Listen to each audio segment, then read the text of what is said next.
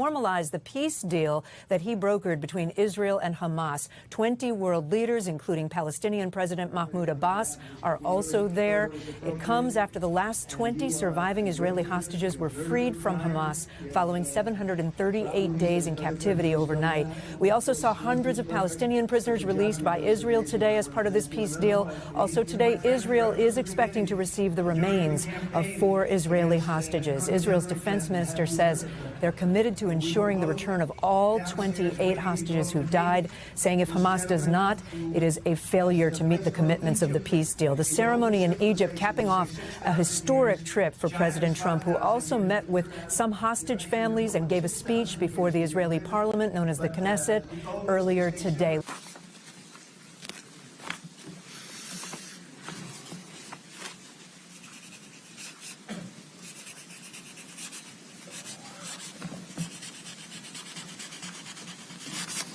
Okay.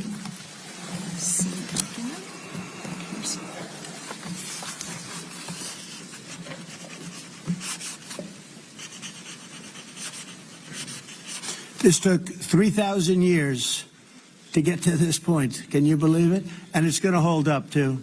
It's going to hold up.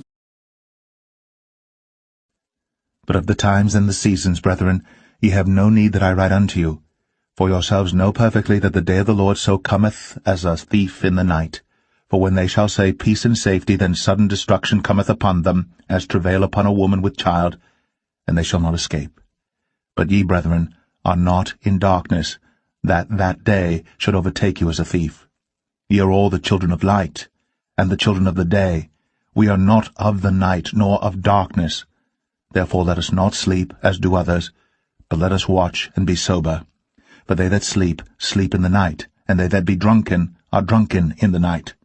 But let us, who are of the day, be sober, putting on the breastplate of faith and love, and for an helmet, the hope of salvation. For God hath not appointed us to wrath, but to obtain salvation by our Lord Jesus Christ, who died for us, that whether we wake or sleep, we should live together with him. Wherefore comfort yourselves together, and edify one another, even as also ye do. And there shall be signs in the sun, and in the moon, and in the stars, and upon the earth distress of nations, with perplexity, the sea and the waves roaring, men's hearts failing them for fear, and for looking after those things which are coming on the earth. For the powers of heaven shall be shaken. And then shall they see the Son of Man coming in a cloud with power and great glory. And when these things begin to come to pass, then look up, and lift up your heads, for your redemption draweth nigh.